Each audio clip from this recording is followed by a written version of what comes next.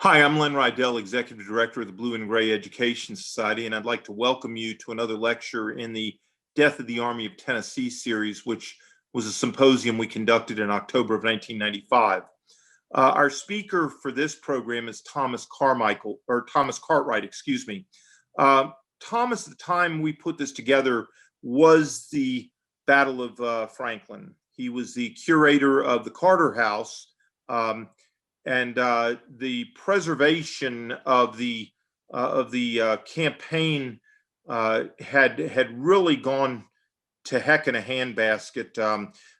There were Pizza Huts where Pat Claiborne had died. There were just the town of Franklin had overgrown this, and there was no real harmony in trying to preserve. Now, in 25 years, Franklin is a great reclamation story under the leadership of Eric Jacobson. The Battle of Franklin Trust has consolidated so many battle sites and so forth. And while it has lost some areas, it has also done a remarkable job of reclaiming the bloody ground immediately in front of the Carter House and making for an excellent interpretive experience. And if you have not been to Franklin, where they reclaimed a golf course where Loring's flanking attack at Franklin took place, and the Carnton Mansion, the Confederate Cemetery, a trip to Franklin and staying in Franklin, and also going down and taking a look at Spring Hill Battlefield is really heartwarming and is well worth your effort. And we do plenty of tours down there, and I invite you to join us on one of them.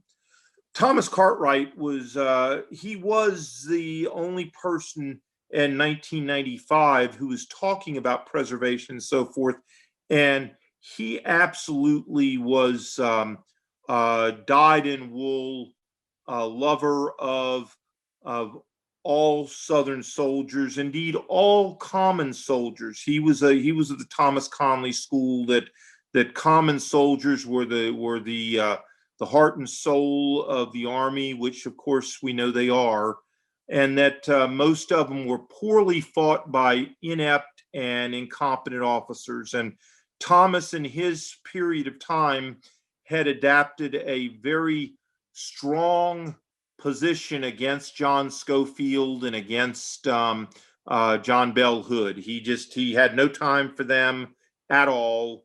And the interpretations that were received down there reflected the fact that the Army and that Hood had basically slaughtered his soldiers.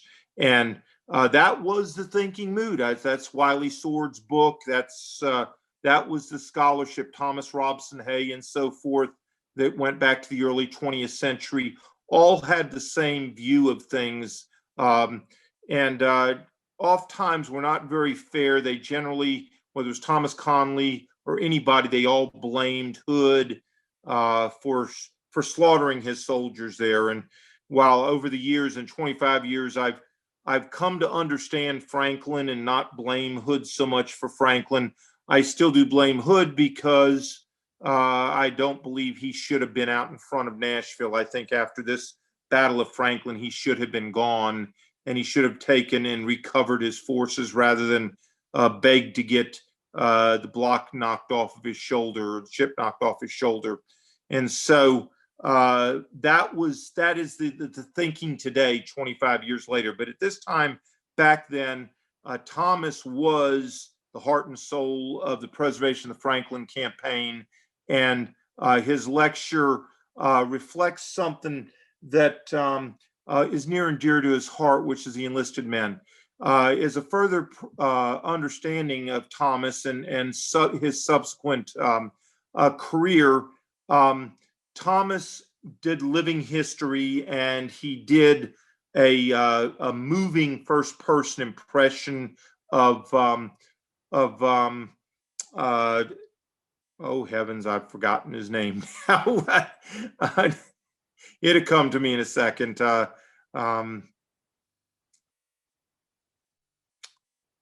That's the problem with live talks here. It would come to me. Company H, Sam Watkins. That's who it was. I knew it would come to me eventually after I wasted 15 or 20 seconds. Sam Watkins, and he is very, very moving in his impression there. And that's how Thomas views everybody who was in the enlisted forces here. Thomas remained as a curator until he had an opportunity, moved on and became interpreter across the street at the Lots House. But Thomas, after having experienced a lot of frustration in the preservation movement, moved on to other things. But nobody is better for a private tour of the campaign or the Battle of Franklin than Thomas Cartwright. Eric Jacobson is a very close second. I think the 6 of one, half of the other. If you ever have the opportunity, go with Thomas. One caution: unless he is stopped, he smokes like a chimney, and in close quarters, that could stop you from wanting to ride in a car for a while with him. But nobody knows Franklin better than Thomas Cartwright, and his love and compassion for soldiers is going to become very obvious to you very quickly. So please sit back, relax, and enjoy Thomas Cartwright.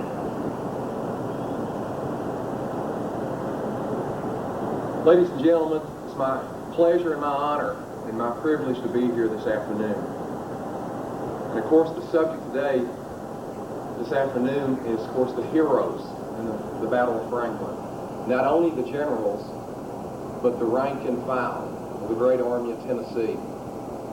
And I think it's appropriate to start out with a few pieces from Sam Watkins, a corporal in the Army of Tennessee. Of course, he's famous for a book called Company H, who Margaret Mitchell said a better book than ever was. And I think we'll start off with Columbia. This is my home, my native heart. Once more, the Murray Grays are permitted to put their feet upon their native heart, to revisit their homes and friends, after having followed their tattered and torn and battle-riddled flags, which have been borne aloft for 4 long years on every march and in every battle fought by the Army of Tennessee. We were a mere handful of devoted braves who stood by our colors when sometime it seemed God himself had forsaken us. But parents, here are your noble and brave sons. And ladies, 4 years ago when you handed us this flag, we promised you that we would come back with this flag as the victors, or come not at all. We have been true to our promise and our trust. On every battlefield, the flag you entrusted to our hands has been borne aloft by brave and heroic men amid shot, shell, bloody battle, and death. We have never forsaken our colors. Are we worthy to be called sons of old Murray County? Or have we fought in vain? Have our efforts been appreciated? Or have 4 years of our lives been wasted while battling for the constitutional government and the supremacy of our laws over centralization and our rights, as guaranteed to us by our forefathers who shed their blood on the battlefield of the old revolution? It is for you to make up your verdict. If our lives of soldiers have been a failure, we can but bow our heads on our bosoms and say, surely 4 years of our lives have been for naught, and our efforts to please you have been in vain. Yet the invader's foot is still on our soil, but beats within our bosoms the blood of brave and patriotic men. And we will follow our old and war-worn and battle-riddled flag until it goes down forever. The Murray Grays under Captain A.M. Looney left Columbia 4 years ago with 120 men. How many are with the company today? Just 12. Company H has 20 members that have subsequently joined, but we 12 will follow our colors until they go down forever, and until 5 more bleed and die upon the battlefield. And now the worst part of the war, Franklin. The death angel gathers his last harvest. Kind listeners, here is where my courage and ability fail me. I shrink from butchery. But to God, I can tear this page from my memory. It is the blackest page in the history of the War of the Lost Cause. The bloodiest battle of modern times in any war, the finishing stroke to the independence of the Southern Confederacy. I was there. I saw it. My flesh trembles and creeps and crawls when I think of today. My heart almost ceases to beat at the hard recollection. Would to God I had never witnessed such a scene. I cannot describe it. Beggars description. I would not attempt to describe it. I could not. The death angel was there to gather his last harvest of death. It was a grand coronation of death. Would that I could turn the page, but I feel though I could do so, the page would still be there, teeming with the scenes of horror and blood. I can only tell you what I saw. Our regiment was fortified in the gap of a range of hills, in plain view of the city of Franklin. Our army had been depleted by a forced march from Spring Hill. Stragglers lined the road. Our artillery had not come up yet, and our cavalry was across the Harpeth River, and our army was but in full condition to make an assault. While resting upon this hillside, I saw a courier dash up to our commanding General B.F. Cheatham, and the word attention was given. I then knew that we would soon be in action. Forward march! We passed over the hill through a little skirt of woods. The enemy was fortified in the suburbs of the town. We could see the enemy battle flags waving in the breeze. Right here in these woods, a detail of skirmishers was called for. We deployed as skirmishers along the left side of the road. If I had not been a skirmisher that day, I would not be here today to tell you this in the year of our Lord, 1995. On that dark and dismal November day, as the battle lines were formed and those devoted heroes were ordered forward to strike for their altars and their fires, for the green graves of their sires for God in their native land. As they marched on down through the open fields toward the ramparts of blood and death, Federal batteries began to open and mow down and gather into their garner of death as good and brave and pure spirits the world has ever saw. The twilight of the evening had begun to gather as the precursor of the coming blackness and midnight darkness that was to envelop a scene so sickening and horrible I cannot attempt to describe it. Forward, men! It's repeated all along the lines. A sheet of fire was poured on our very faces, and for a moment we halted as if in despair, as a terrible avalanche of shot and shell laid low those brave and devoted heroes whose bleeding wounds would attest that the struggle would be desperate. Forward, men! The air's loaded with death-dealing missiles. Never on this earth did men have to fight against such terrible odds. It seemed that the very elements of heaven and earth in one mighty uproar. Forward, men! And the blood spurts in perfect jets from the dead and wounded. The earth is red with blood and runs in little streams making rivulets as it flows. Occasionally, there's a little lull in the storm of battle as the men are loading their rifles, and for a moment it seems as if the night is trying to cover the scene with her mantle. The death angel shrieks and laughs, and old Father Time is busy with his sickle, gathering in the last harvest of death, crying more as his rapacious maw is bloody with the slain. But the skirmish line being deployed a little while within the battle did, passing through a small thicket of locusts where Brown, Orderly Sergeant of Company B, was killed, we pressed forward. On, made up my mind to die. Felt glorious, pressing forward to hear the terrific roar of the battle on the right. Cleveland's division was charging their works. Pressed forward, got over the breastworks, jumped on over to the Yankee side. But 50 yards from where I was, the scene was lit up by fires that seemed like hell itself. One streaming line of fire. Dead men were piled one upon the other all the way up through, around, between, and on top of the works. We kept on fighting until by around midnight, until it gradually died down. We spent the night where we were. When the morrow's sun began to lighten up the eastern skies with its rosy hues, we looked over the battlefield. Oh my God, what did we see? The grand holocaust of death. Death held high carnival there that night. Dead men were piled one upon the other all over the ground. I was never so horrified and appalled in all my life. Horses like men died game upon the gory breastworks. General Adams' horse had his forefeet on one side of the breastworks, hind feet upon the other dead. The general seems to have been held on the horse's back, sitting as if almost living, riddled, mangled, and torn with galls. General Claiborne's mare had her forefeet on one side of the works, hind feet upon the other dead. General shot through the chest with one bullet through and through.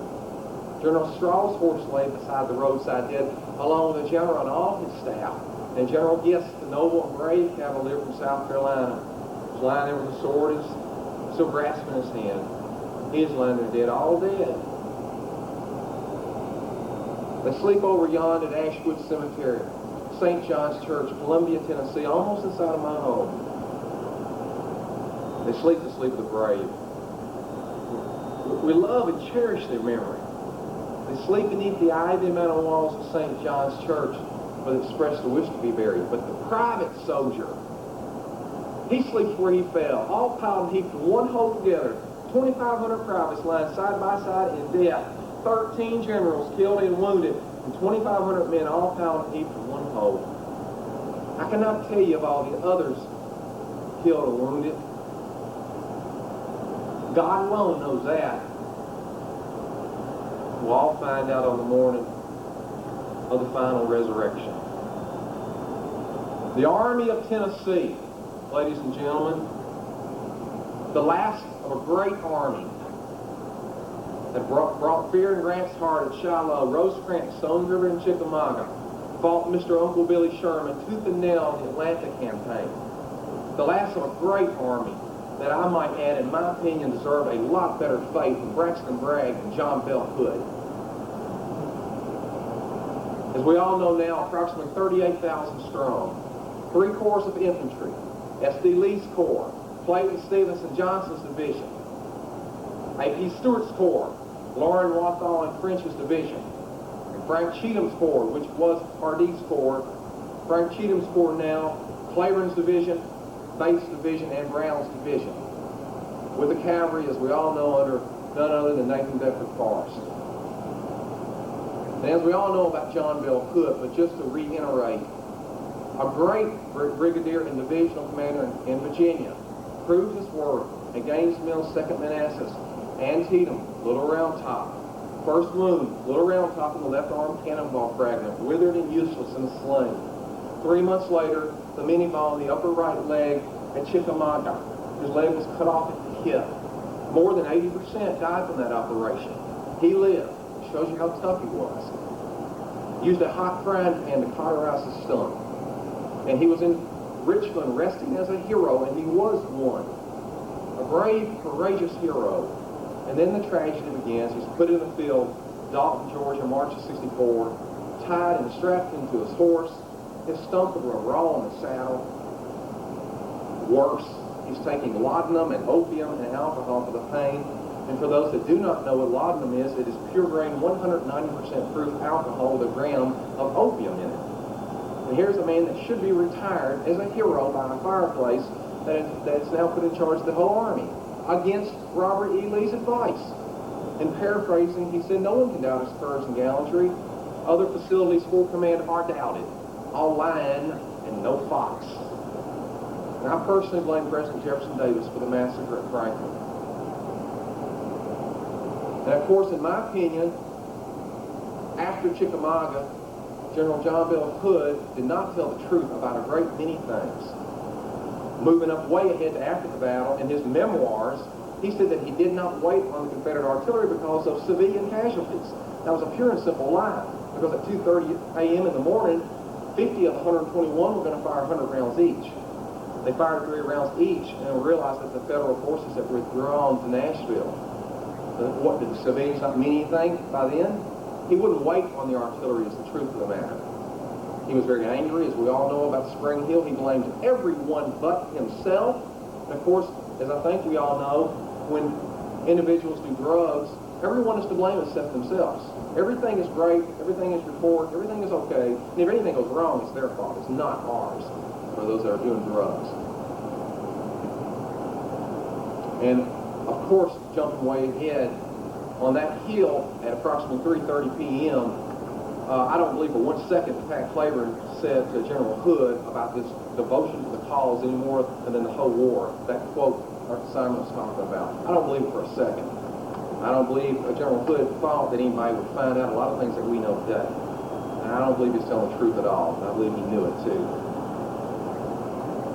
Approximately 2:30 p.m. at Harrison House, which is approximately a half a mile south of Franklin, the last pre-battle conference before the battle.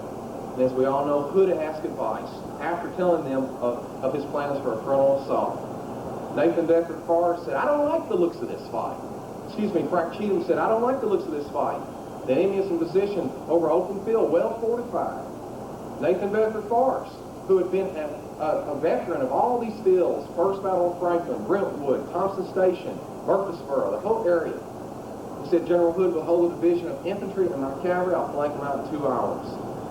And the sources I have, which is Pat Clavering, Confederate General, Elizabeth Howe Purdue, Mr. Wiley Sword, and others, Pat Clavering at Harrison House said that he discouraged the attack, said it would be a useless loss of life. I don't believe General Clavering would stay quiet with his division, whom he loved, would stay quiet and allow them to go into that massacre without voicing disapproval. Hood said, in short, we will make the fight, and we will make it with honor. You will go in at right shoulder shift, bayonets fixed. You will not fire a shot until you overrun the advance line, and shoot and stab the enemy in the back, go into the works with them, and drive the enemy in the river at all hazards. And of course, as Dr. Simon said, as General Clavering was mounting his horse to leave, Hood repeated the orders very abruptly and sternly. And Clavering said, we will take the works or die in the attempt. And of course, at 3:30 p.m. approximately on Winstead and Breezy Hills, my focus is the rank and file, the backbone of the Army of Tennessee. Men like Sergeant Robert Gringhurst, 49th Tennessee Quarles Brigade, had an ankle wound from Peachtree Creek, battles of Atlanta. He just caught up with the Army on crutches.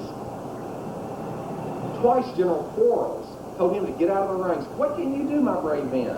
You don't have a musket. Twice Gringhurst refused. Finally, Quarles again asked him, what can you do, my brave man? He said, I'll cheer the boys on. And on crutches, he went into that battle and took 9 bullet wounds and died 3 days later in Franklin. Chaplain McNelly, chaplain for Quarles Brigade. As the battle lines were forming up, small groups of individuals were circling Chaplain McNelly, asking him to take their personal belongings like their wedding rings and wallets and photographs, braids of hair from their loved ones for keepsakes, asking the chaplain to take these items. This happened with other chaplains like Chaplain Allen, 29th Alabama, and Father Donnelly of the Missouri Brigade. The religious people were refusing to take anything because they were going in with them. And Chaplain McNelly said the next day that nearly every one of those men were dead that begged them to do that. And Chaplain Allen was right. He was killed in the battle and buried in the McGavin Confederate Cemetery. And Chaplain Gracie of the 10th South Carolina Manigos died 2 years later from his wounds. Private James Gray, 17 years old, from Nettleton, Mississippi. He was in Pope's Corps in the spring of 1864 when they were transferred to the Atlanta campaign, marching 280 miles in 10 days. And while marching through his hometown of Nettleton, Mississippi, his mother sees him in the middle of the road marching. She runs out there on her knees, begs him to stay home. And the 17-year-old man says, Mother, the boys need me now more than ever. I have to go to the boys. My country needs me now more than ever. And as the battle is getting ready to start, he elbows his comrade. He said, tongue-in-cheek, I'm not going to like our sergeant no more if he makes us go down this valley. I don't like the looks of this. I don't like this at all. And he was right. 3 bullet wounds, died 3 days later in Franklin. And of course, some of my favorites, which of course Mr. Gottschalk is going to talk on tomorrow, Cockrell's Missouri Brigade, at least half Irish. To break the tension, and these were veterans, and many were Catholic as well as Protestant. To break the tension, one boy stands up and repeats an order from Admiral Nelson, the English general or the English officer at Trafalgar. Said, England expects every man to do his duty. Of course, you know what the Irish lads did. They howled like banshees. And little Danny Callahan, the color bearer from 1st and 3rd Missouri, stood up and said, it'll be by damn bloody sight England would get any damn duty out of this Irish crowd. And of course, the boys, the lads, howled like banshees. It was so sad. It was the last time they would ever laugh. 420 out of 630 killed, wounded, 71% casualties. Captain Todd Carter. Joined the war May 18, 1861 in Franklin. Grew up at the Carter House, as most know. Served at battles of Mill Springs, Shiloh, became an assistant quartermaster. Was at Baton Rouge and Port Hudson, Stones River, Chickamauga. Captured at Missionary Ridge, Chattanooga, November 25th, 1863. Was at Point Lookout, was at Johnson Island prison camp. January 1st, 1864, it was 10 below zero with one oven for 200 men. He was transferred in February 64 to Point Lookout, Maryland. And somewhere in that northern Pennsylvania, northern Maryland, southern Pennsylvania area, he, with the aid of a comrade, escaped out of the prison train. And a Pennsylvania farm family found him, or he found them, gave him food and clothes, and helped him get to Pittsburgh, from there to Cincinnati, from there to Memphis, and from there to Dalton, Georgia, in time to fight the Atlanta campaign. He transferred to Brigadier General Thomas Benton Smith's staff as an aide, and came on up after the Atlanta campaign, on up through Georgia, Alabama. And on that fateful day of November 30th, you could see his home place 2 miles in the distance, the cotton gin, and the farm where he worked, and he hunted rabbits as a boy. He did not have to be in the assault. His friend, Lieutenant James Cooper, boyhood friend, warned him not to be reckless, not to expose himself. He points to a man named J.J. Smith and says that if Kent, Todd Carter said, if Kent the color bear falls, will you, my brave man, carry these colors forward? The man says, yes, I will. Captain Carter, on his horse Rosecrans, pulls out his sword and appropriately enough said, follow me, boys, I'm almost home. 9 bullet wounds. Found upon the battlefield at around 4 in the morning. His sister started to wail and scream. Brought into the parlor of the Carter House, operated on. He regained consciousness in the little sick room on the L. Looked up at his sisters. They were ministering to his wounds, and he said, I know you, but I cannot speak to you. And on December 2nd, 1864, his last words on his lips, appropriately enough, home, and died there on December 2nd, 64. 24, almost 25 years old. Died in the house he was born in. Is it luck or fate? I'm not sure about those type of things. But one thing I'm sure of, he was very, very, very lucky to die with his family by him. To die with his family. He could have been in mass graves all over the South, like Union and Confederate soldiers. And to die with his family, you cannot measure how lucky he was. Colonel Mike Farrell, an Irishman, moved to New York City from Ireland. He was in the United States Army pre-war and resigned, some sources say because he hit an officer. He was working on he was at Jefferson Barracks, St. Louis when he resigned. He was working on the Yallabusha River on the bridges for the Tennessee-Alabama Railroad when the war started. Colonel Scott Statham found out about his drilling expertise. Quizzed him and employed him to drill the Grenada rifles. He did such an excellent job. 3 counties in that North Mississippi area found out about Mike Farrell and employed him to drill their companies. And in time at the organization at Corinth, Mississippi, the Wigfield rifles requested that he would be their captain of their company, and he accepted. And as sources say, he took on the Southern cause as much as any native son of the South. And of course, he was a poor man, had no money, and the company bought him his horse and his uniform for him. Old Bullet, whom he rode and loved. He was straight as an arrow, 6 feet tall, jet black hair, and had that peculiar Irish brogue, which the command soon learned to love. Excellent drill, and at the reorganization after Shiloh, the 15th Mississippi elected him colonel of the regiment. And of course, then the Vicksburg campaign, the Lawrence Division, and in time, they were transferred to the Atlanta campaign. And during Peachtree Creek, they ran into a picket line, and the picket ordered Colonel Farrell, the boys call Colonel Mike, to surrender. As he pulls out his sword, the picket threatens to shoot him. And he said, look, it's military protocol to hand over the sword to the captor. And as he pulls out the sword, he grabs it by the blade, and he comes down hard on the picket's head with that end of that sword. And in time, they pull back in line and capture the 200 Federal soldiers in that battle. Approximately 2:30 p.m., a boy in the ranks of the 15th Mississippi had family, the DeGraffin family, around Thompson Station. And he was allowed to go home and acquire food. And he had so much, they shared it with the officers, including Colonel Farrell. There were 8 officers there, and I won't go through all the men. But 7 out of the 8 had death premonitions. They said this would be their last battle. Another one said, I feel this way too. We're at 10-1 odds right now, and if it doesn't change, we're all going to go over this battle soon. But I joined for that purpose. If my country requires my life, then I'm willing to go. And another one said some very despondent things, and the mood was becoming very sad. Colonel Mike Farrell stood up and said, look, boys, it is the fate of a soldier to have to die. And if this is our fate, then let's go at it, and let's go with no qualms about it. And of course, the 15th Mississippi was in Lawrence Division, Lawrence Division of Stewart's Corps.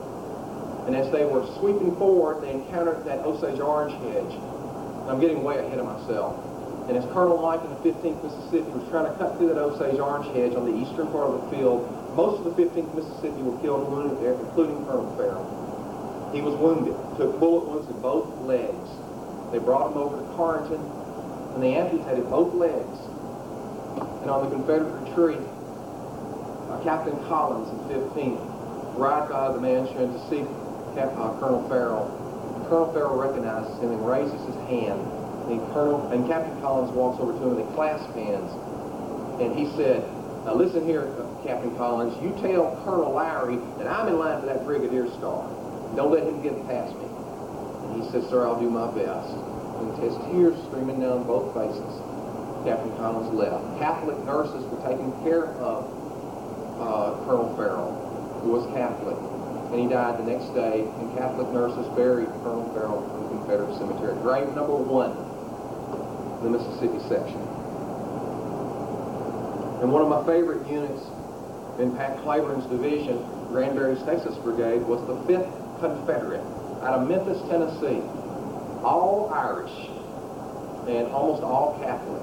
They had a father named Father Daly, who early in the war, he said he would give mass in the afternoon and settle drunken brawls in the evening. And of course, the 5th Confederate, they were mostly dock workers, levee workers, railroad workers. That was very dangerous. Only they wouldn't dare allow slaves to work on the railroad or the docks or levees because that was too dangerous. They were too valuable. Let's put the Irish in there because they had no work, of course. And they had no homes. So the 5th Confederate never asked, hardly any man in the 5th Confederate ever asked for a furlough. The Army was their home. And they were mentioned at many, many fields, Perryville, Murfreesboro. And at Murfreesboro, at most battles, they never captured prisoners. That didn't mean they killed their prisoners. They captured them and then sent them to the rear. They would not stop. They always kept going. Always kept going.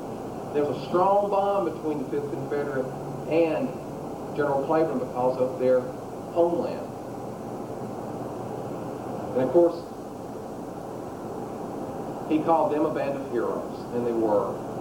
In the Perryville campaign, a barrel of whiskey was captured, and he ordered a lieutenant to put a guard over it, which happened to be the 5th Confederate.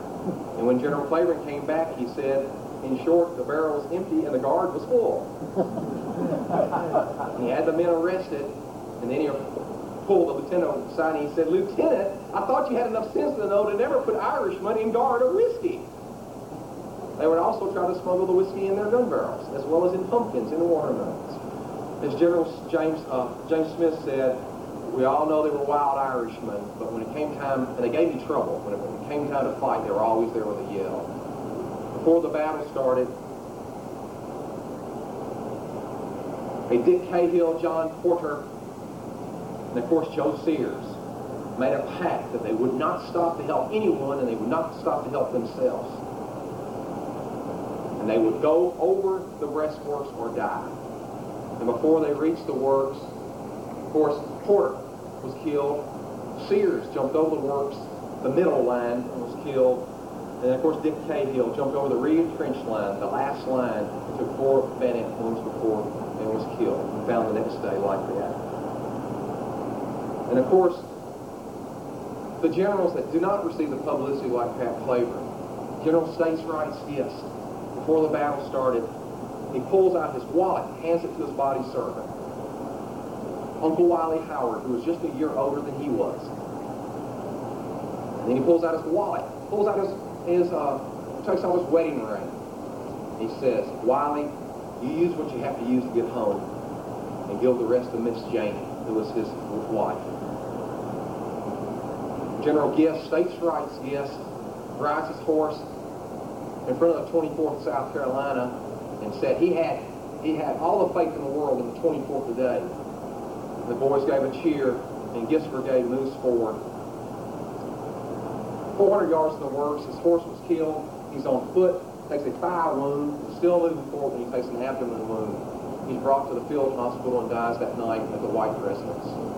And Uncle Wiley Howard helped bury the general, helped recover the body, and brought back his sword, all the artifacts, and his uniform back to Miss Janie. And he lived on the Gist plantation until the 1920s. And General O.F. Straw from Ohio. As most know, there were 6 Confederate generals from Ohio. 2 at Franklin, D.H. Reynolds and General O.F. Straw. Both went to Ohio Wesley at Delaware. Basically, General Straw moved to Tennessee in 1855, and for the most part, he was a very generous man, very kind, very friendly. It didn't take a rocket scientist to figure out this was suicide here. And General Straw was very despondent, very sad, keeping to himself. He leaves the men and goes off to the side. Now, away from all the rank and file. And one staff officer that walked over there to him said that he was sobbing. He went to the war 6'1", 185 pounds. When he was killed at Franklin, he was 137 pounds, General Straw. Now, if the generals suffer like that, you know what the rank and file suffered like. General John C. Carter, even in Franklin, is not considered a general that died in the battle, because he suffered for 10 days before he died at the Harrison House on December 10th, 1864. He had a strange fixation in that if he felt his mind, if he kept his mind concentrated, focused, no bullet could hurt him. And of course, when a bullet struck him, commanding Carter's Brigade of Brown's division, he immediately said, I lost my focus. And in his last hours at the Harrison House on December 10th, Chaplain Quintard was there, and he asked Chaplain Quintard to tell his wife that he would always love her. And if he didn't see her anymore in this life, he would see her in the next. And it pains me more than I can put into words how much that I probably will not ever get to see her again. His wife would never allow any elaborate monument to be put on his grave. I assume because of the grief. And it's just a plain marker in Columbia, Roseville Cemetery. And of course, the day that we live in the Carter House, every day of our lives, at 4 p.m. on November 30th, 1864, an Indian summer afternoon, about 45 degrees. As the sun was setting in the southwest, the moon was rising in the southeast. The skyline was a blood crimson red, which the soldiers on both sides felt was an ominous sign. Adam Weaver, 104th Ohio, about the cotton gin. Riley's brigade said 4 o'clock, the air is hazy. I can honestly hear bands playing in that eerie, defiant, jubilant rebel yell. May God be with us. Captain D.D. Baird, 104th Ohio, who was an excellent fiddler, who recruited his regiment with his fiddling expertise, said, do you think the Lord will be with us today? And at 4 p.m., as the soldiers called the Valley of Death, the charge begins. In my opinion, the most spectacular charge of the whole war. So we all know 20,000 Confederate heroes, 18 Confederate brigades, 100 Confederate regiments start forward. Most officers on horses, bands playing, bayonets glistening, 100 battle flags flying. Quail and rabbit start to scurry out from the oncoming Confederates by the hundreds. And leave it to a Tennessean, I'm one of those, one Tennessean said in Brown's division, "Run, Cottontails, run. Go at it, Cottontails. My God in heaven, if I was a rabbit and I didn't have a reputation to guard hellfire, I'd be going with you too." Bands started to play in the assault. And Cockrell's Missouri Brigade, Adams' Mississippi Brigade, Brown and Claiborne's divisional bands. The only battle of the war, bands played in a frontal assault. And one Irish lad, and again Missouri Brigade, said, quote unquote, "Oh, this is the only battle I ever remember where the tooters and the shooters went in together." And it really was. And from the Union soldiers' eyes, they themselves said they could not believe their eyes. It was like a human tidal wave rolling toward them, a big brown and gray wall moving toward them. The sounds was like a distant rumbling low hollow thunder of the 20,000 men speeding as they're marching toward them. Paraphrasing for General Jacob D. Cox from Ohio, he said that no one will ever forget that assault, the most spectacular charge in military history. John Schofield said, from that second on, his life has changed forever. And many asked us at the Carter House, why did they go in when they knew it was suicide? Why did the generals just refuse to obey orders? Why did those boys just fall down or anything? Well, if I march by you, and I fight by you, and I sleep close to you, and I eat close to you, and if I take the cowards way out, you're going to fill in my spot. And that was dishonor. And it was better. It wasn't so much country by now, in some ways country, but it was your comrades and the boys you had been with the whole war. And you died 1,000 times from dishonor. It was better to die like a man. So the saying goes, die with your back to the field and your feet to the foe. And you died once as a man. But if you took the coward's way out, you died 1,000 times, and your family died from embarrassment. Your mothers and sisters, your village, your town, your county, your state, your country. And those are the reasons, some of the reasons, those are the bravest men the world's ever known for me. The rank and file, the great army in Tennessee. They were hard-luck army. They had defeats, and they'd always come back for more. They would have victories and pull back because of Braxton Bragg. And Braxton Bragg had ruined the army. And of course, in my opinion, Joseph E. Johnson had brought it back to a pretty good fighting force. There were, as Mr. Stewart's already touched on, but just to reiterate, because of the stories I'm going to go through, 3 Union lines, one a half a mile in front of the Carter House, a mile and a half from Winstead Hill, and then 2 main lines around the Carter farm. The whole battlefield, only 1,600 yards wide, a mile and a quarter long. Wagner's division out in front, a half a mile from the Carter House. And they were, of course, out in front, as we all know, because everyone felt there'd be a flank assault, a flank attack. And if there was a frontal attack, which no one expected, that advance line, Wagner's, Conrad's on the eastern part of the road, and then Lane's on the western part of the road. Conrad and Lane's, the 3rd Brigade was behind the Carter House. They were supposed to fall back in 2 main lines well ahead of the fighting. Wagner, George D. Wagner from Indiana, who had an excellent career at Shiloh and on, he was at the Carter House, drinking if not drunk. And he told him twice when he had communications that there's enough rebels to gobble us up. He told him twice, hold out till hell freezes over, give the Reds blizzards. And at the last moment they realized it was a mistake, and we had a half a mile race, Union and Confederate, coming right up the gut, pell-mell together. The Yankees, Federal Force soldiers, are holding their fire so they wouldn't kill their comrades. And of course the Confederates, on orders, are shooting and stabbing the enemy in the back. And some of those Union soldiers in that long run were found the next morning with what was left of their thumbs in their mouths. They had chewed their thumbs off to keep from bleeding like sheep, to keep from screaming. They were veterans. They knew what occurred if you were caught between 2 fires. You were shot to pieces. You were blown apart. And everyone rushes to the center. And of course, hand to hand at this point, Claiborne's division captures the 1st Kentucky Light Artillery Battery, which were 3-inch ordnance rifles, and Brown's division captures the 20th Ohio Battery by the Carter Smokehouse. Now, on both sides of the roads, they turned the cannons around, trying to fire down the breastworks. And as Dr. Simon said, they couldn't find a friction fireman, so they run off with the cowards of the forces. Taking cartridges out of the cartridge boxes and pouring gunpowder on the back of the cannons, sticking their rifles up to the back of the cannons and trying to fire the cannons. And of course, before they could get that accomplished, the vicious Union counterattack, Updike's Illinois Brigade, behind the Carter House, 2,000 strong, burst out of the ground like demons.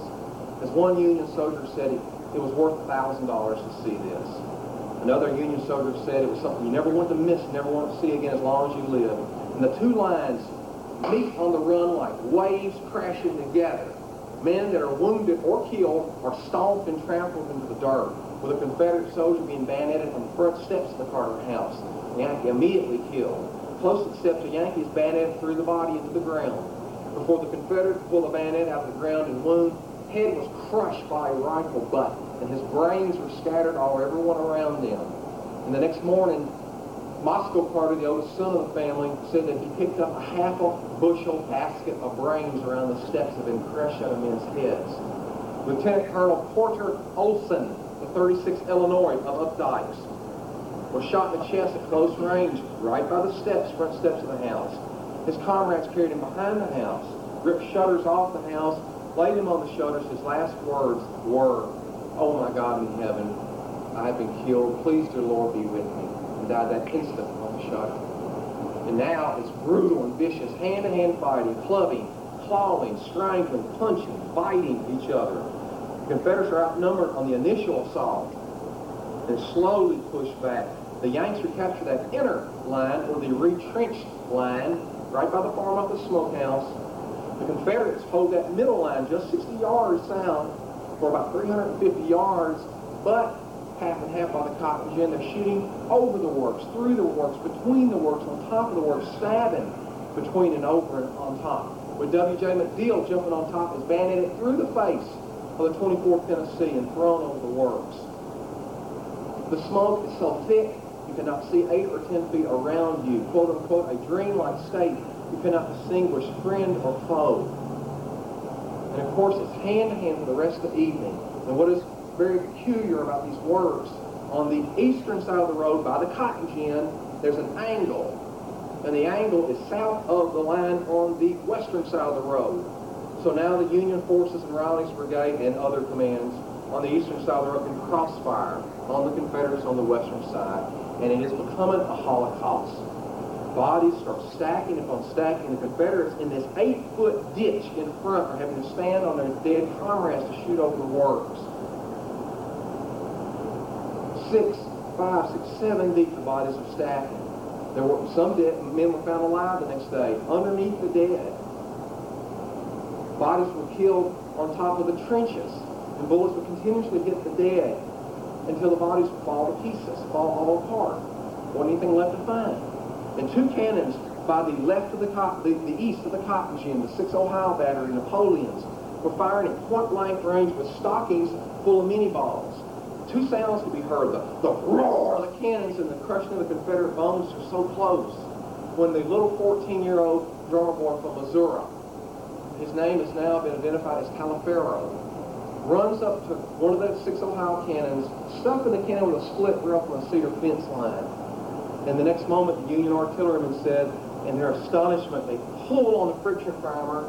The little drummer boy with his little drum, he explodes like a ripe tomato. Never saw him again. A puff of pink all you saw left until that night on the Union retreat to Nashville. They feel something wet in their beards. It's what was left of the little drummer boy. He went straight to heaven. And of course, as we all know, there's no grave for him at McGavock Confederate Cemetery. Of course, his mother and their daddy never saw him again.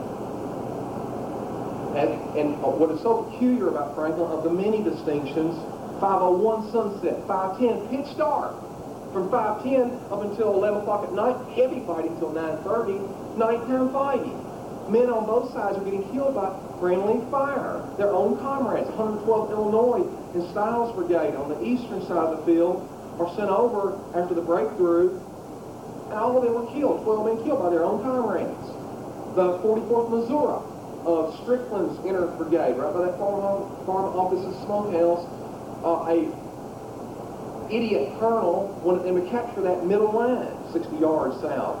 And they tried to. They were all shot by their own comrades in the dark, in the smoke. There was no wind or breeze that day of the battle. Dead still, so the smoke could not disperse. And at 7 o'clock, 6:30 p.m., Johnson's division of S.D. Lee's Corps arrived on the field. And from communications with Cheatham, he needs help. And instead of Hood waiting on his whole of S.D. Lee's Corps, 9,700 men, he sends Johnson's 2,700 men into the battle. Brantley and Sharp's Mississippi brigades, and these Alabama Brigade and Manigo, South Carolina, and Alabama Brigade. Torches on both columns of the lines as they're moving forward so they can see, for goodness sakes. Confederate artillery some had arrived on the field beside the Devores battery that were firing earlier in the battle was Dent's Alabama battery, Courtney's, Alabama battery, and Douglas, Texas battery. And as they rolled up in the night, they're rolling over their own comrades, crushing the bones of the Confederate soldiers that had been wounded or killed. And were firing. Now Johnson's division comes on through the three batteries, and still Confederate artillery is firing over the heads. Some of those Borman shells are exploding over their own Confederates' heads, as they did in Devores, killing some of their own comrades. And they hit Moore's line and capture that line, portions of it, jumps over the works, capture 3 battle flags, but now they're being fired on by both sides in the dark. Confederate fire from the back and Union fire from the front. And they pull back to the Confederate side and hold on to the works all the rest of the evening. The fighting starts to die down sometime around 9:30 p.m. But to backtrack just for a moment, in that counterattack, right up in the center of the road by the Carter House, was a man named Major Arthur MacArthur, 24th Wisconsin. Shot in his shoulder, knocked off his horse. He got up out of Confederate major in the middle of the road with a flag and a pistol named Major John Holman, 28th Tennessee, Carter's brigade. The two men eye each other, come toward each other. Holman, with the flag and the pistol, shot MacArthur in the chest with a second wound. He falls down. Major Holman from Lebanon, Tennessee, considering the man's dead, looks to the south, waving the boys and the colors to the breakthrough. As he's looking away, Major Arthur MacArthur rises and he runs Holman completely through with a sword. Holman falls to his knees, dying, but as a parting shot, still on his knees, Holman looks up and shoots MacArthur both kneecaps. Both men are considered mortally wounded. Holman dies in the street. His body was recovered by the family, brought back to Lebanon, Tennessee. I stood by his grave last year and held the sword that was around his waist when he was killed, with tears streaming down everyone's face at the ceremony. MacArthur lives, brought up the sidewalk into the house. He lives to be the daddy of the famous general of World War II fame, General Douglas MacArthur.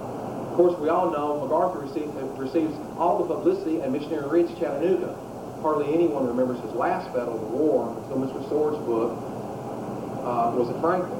Last battle of the war was at Franklin, Tennessee. And as a side note, who does Douglas MacArthur have on his staff in World War II fame? A man named John Holman. No relation to the Holman at Franklin, but it's a little bit strange. Very little bit strange. And of course, the Union side. Courage knows no color and knows no uniform. And that's our focus at the site, is for the brave heroes on both sides. A man named Private Thomas Hansford, 12th Kentucky, 43 years old. His enlistment run out the day before. He could have gone home for the battle. He stayed for the battle. He was in Riley's brigade, inner line, across the road from the site, Carter House. He takes an abdomen wound. His son carries him to the river. He tells his son, "You leave me, son, or they kill you like they did me." Pulls out his wallet, hands it to him. Officers made the boy leave. 3.5 weeks later or so, he arrives back in Franklin, the son, to look for his father. Never found him again. As far as I know, he's still buried by the river. And as an old man, they'd asked Grandpa Hansford about Great-Grandpa Hansford. And all he'd ever tell them is that he's in a better place than we are. Only after he died did they find out about the wallet and the story of their great-grandfather. These are the examples of what's, again, the bravest men the world's ever known. And I'd like to end 2 letters from soldiers that were killed in the battle. And one is from Sergeant Marquis Lockett Bryan, 28th Tennessee, from McMinnville, Tennessee, 40 years old, who was, of course, mortally wounded in the battle and is buried in the Confederate cemetery. Dalton, Georgia, April 16, 1864. Dear wife, I embrace the present opportunity of sending you a few lines. I am well and happy with slight exceptions. James Bryant, Joseph Martin are well and with their commands. I'm extremely anxious to see you and our dear ones.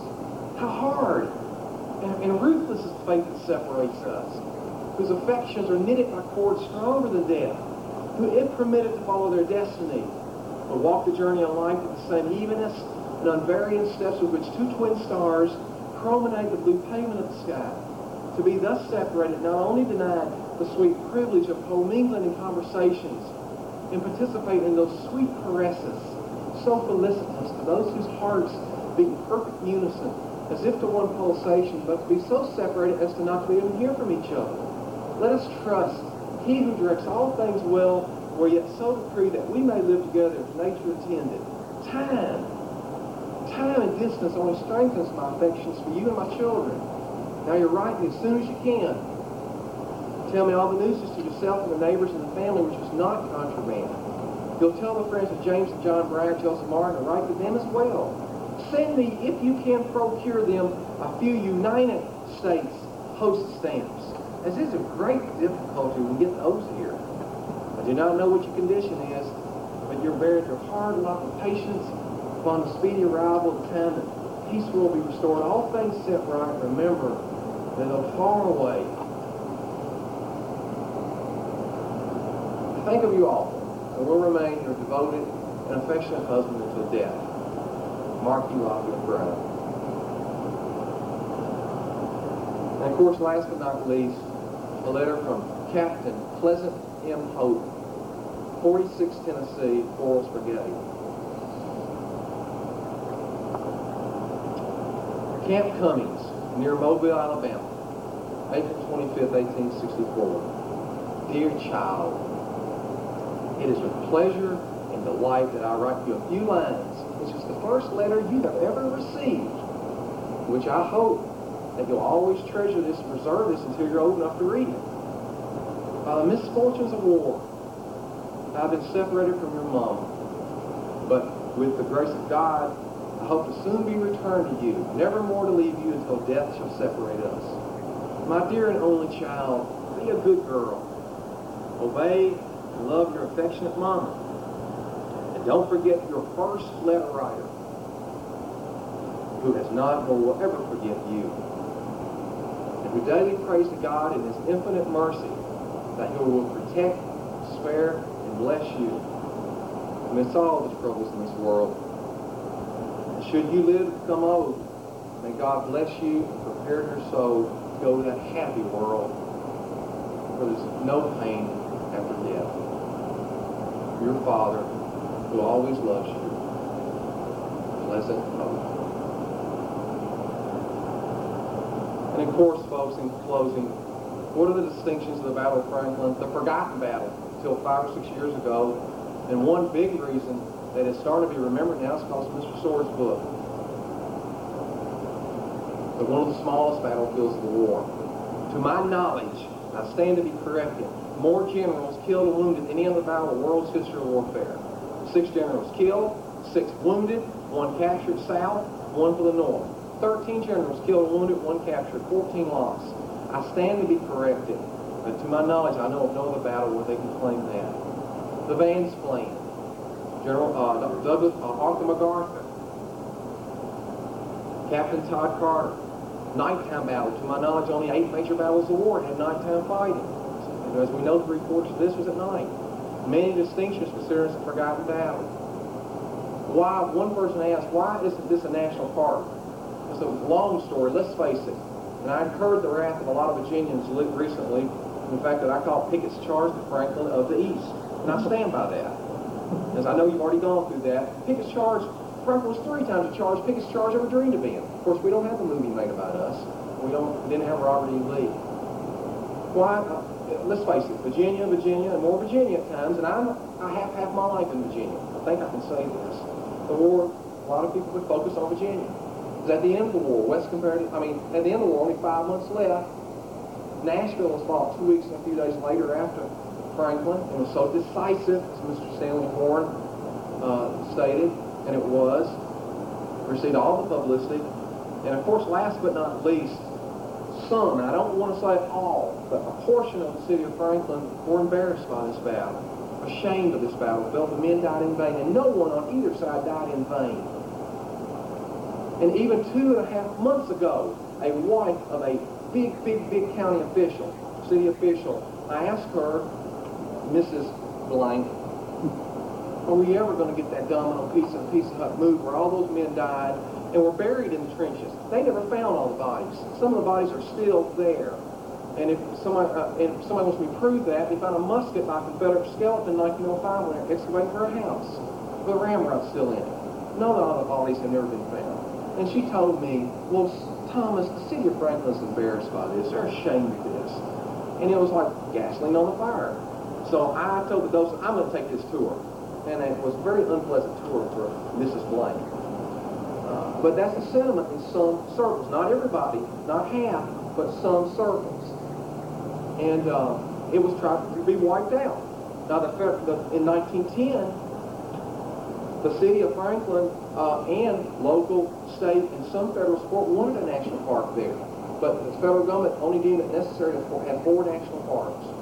I think it's Gettysburg, Chattanooga, Vicksburg, and I forget the other one. So they didn't deem it necessary to appropriate $100,000 for 2 miles of field. In 1938, the federal government wanted a park where the cotton gin was, but some local officials that had bought up the property for development purposes didn't want a Yankee Park there. They wanted to develop it. And we know now, as you saw on the field yesterday, what occurred. And there's been mountains and valleys ever since. It is the butt of all jokes in America, the bane of my existence about that Domino Pizza and Pizza Hut, was standing where all those brave men died, including my hero, Major General Patrick Cleburne, who said in October 4th, 64, if this cause that is so dear to my heart is doomed to fail, I pray that heaven may let me fall with it, with my face toward the enemy, and my arm battling for that which I know is to be right. That is an embarrassment, and I ask the help of everyone in this room, everyone in America, that maybe in time before I die, we can get that monstrosity changed.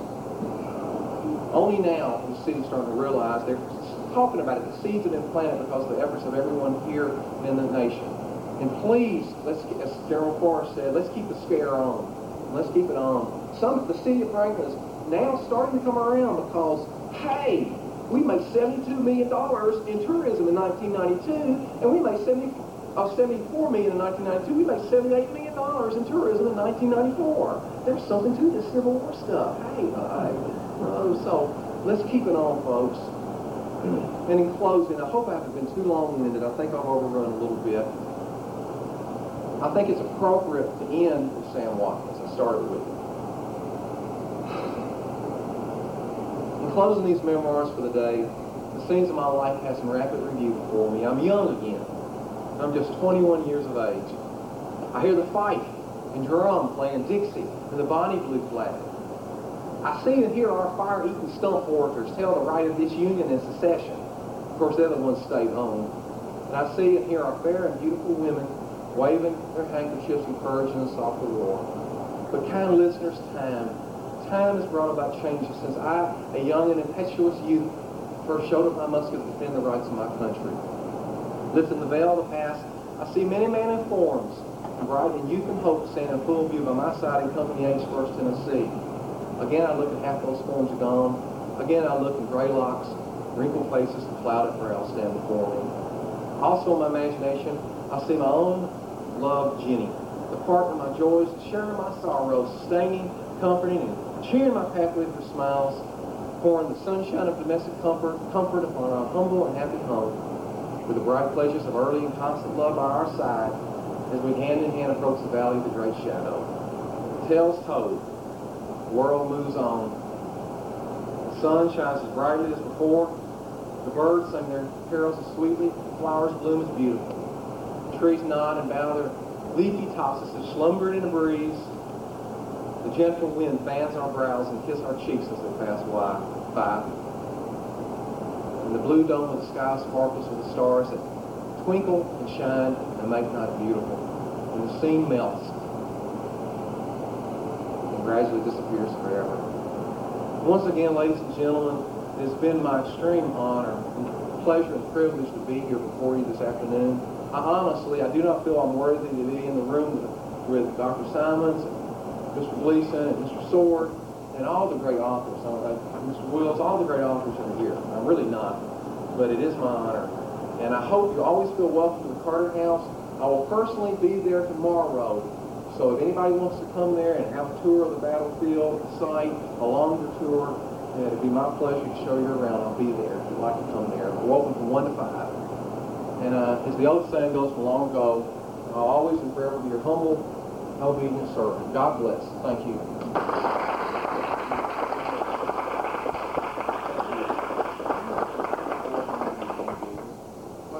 Are there any questions, ladies and gentlemen, of any kind? Yes, sir. It's not clear to me why a county official wife would say we are embarrassed by this. It's not clear to me either, personally. But what in the community exists?